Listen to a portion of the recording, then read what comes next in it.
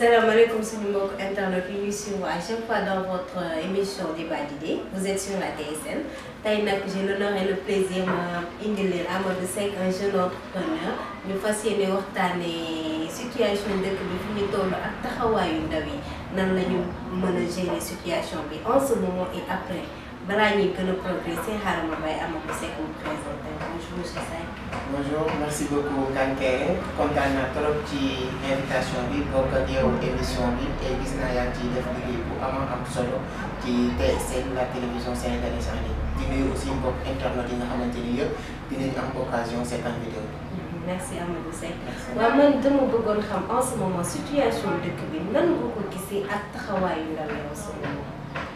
Bon taxawaayu dëkk bi situation dëkk bi mun nañu wax sax situation àdduna bi nu mu demee actuellement gis nañ ne c'est très compliqué jafe-jafe yi bëri na trop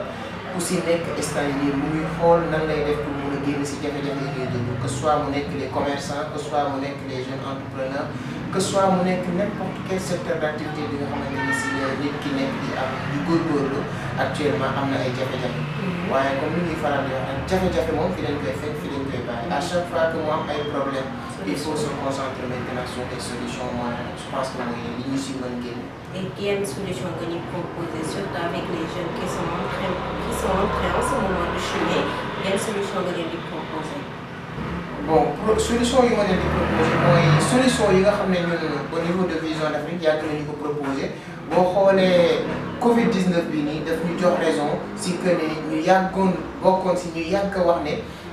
il faut digitaliser lépp loo xamante ni physique la day disparaître et 2 ou 3 mois yi nii yaakaar naa képp koo xamante ni sa entreprise ou sa liggéey dafa limité woon uniquement si benn contact physique dem ci entreprise bi clients yi ñëw nga jënd nga jaay leen ko actuellement am nañ jafe-jafe donc première solution bi mooy nan ngay def pour digitaliser commencer à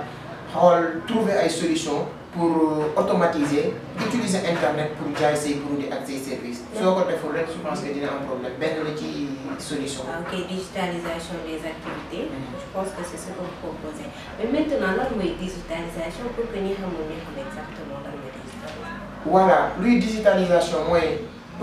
ki nga xamante ni tey mu ngi am occasion seetaan vidéo bi fépp fu mu jaar internet lay utiliser pour seetaan vidéo bi. Donc internet dafa doon loo xamante ni actuellement doonatul loo xam ne da lay servir uniquement pour ngay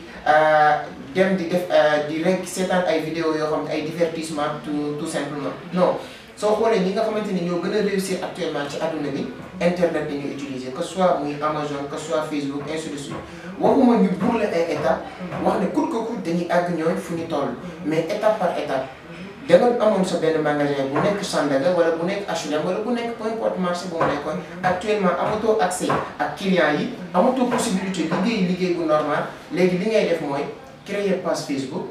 créer benn page Instagram commencer di jaay say produits à distance loolu nag dafa am ay techniques yu muy àndal nan ngay def pour maîtriser li ñuy wax campagne publicitaire Facebook nan la ñuy maîtriser Google AdWords nan ngay def pour nga xamante ni sooy def sa publication dina am benn communauté booy ciblé et communauté boobu jot ci publication yi c'est des techniques je pense que Vision d'Afrique am na pas mal de packs de formation sur comment réussir sa vie sur internet donc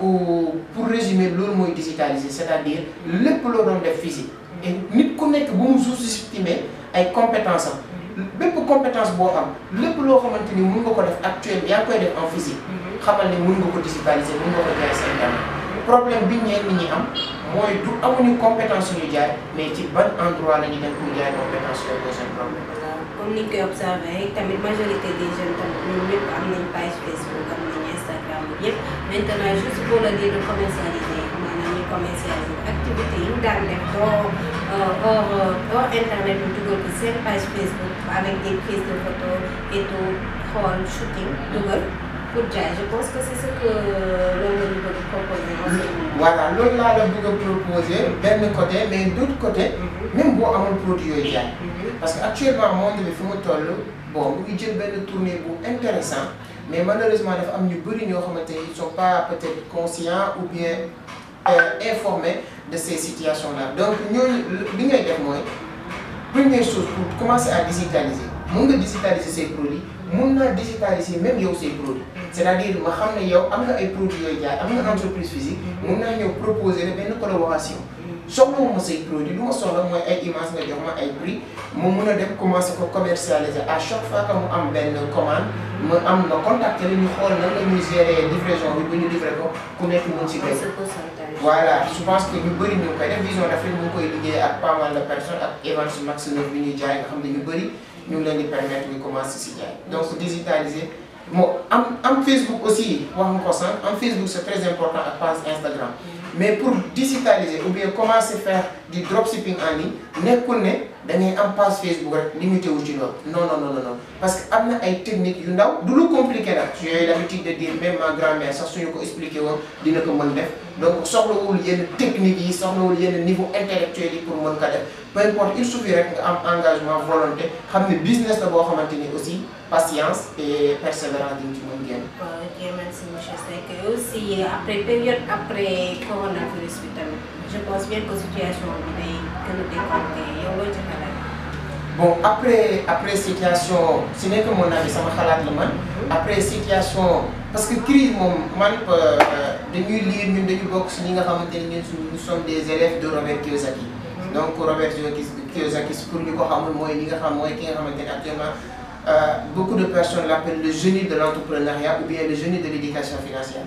Mais son père, papa, il a un livre intitulé Père riche, Père pauvre. Mais son père riche lui dit, Père pauvre lui dit que Robert évitez les problèmes. Et son père riche lui dit, Robert, apprenez à gérer les problèmes. C'est-à-dire, même pour crise de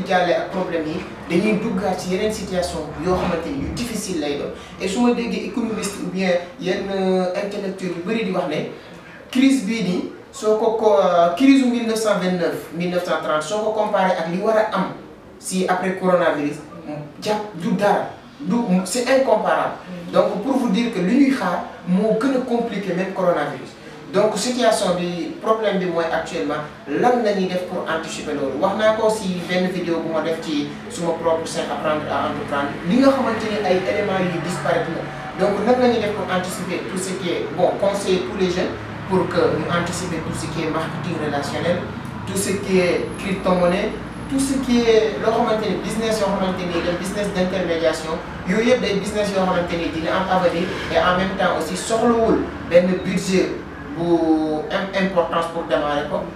en même temps aussi mën nga ko def en ligne peu importe foo nekk sa kër foo nekk mën nga ko def. waaw comme ni mu leen proposé Père riche Père pauvre livre bu am importance la yéen ñu leen proposé pour ngeen lire ko surtout les jeunes qui veulent entreprendre avec la situation bi problème économique dina am entreprise yi recrutement et tout maintenant nous vous proposons juste d'entreprendre essayer de trouver d'autres champs digitaliser seen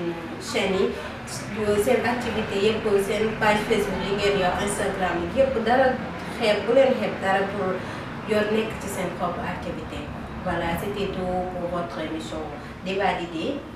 on va vous laisser ngeen def seen commentaire yi ci suuf n'oubliez pas de vous abonner et d'activer votre cloche de notification parce que les programmes continuent ici sur la TSL. Merci beaucoup, monsieur Seck. Merci.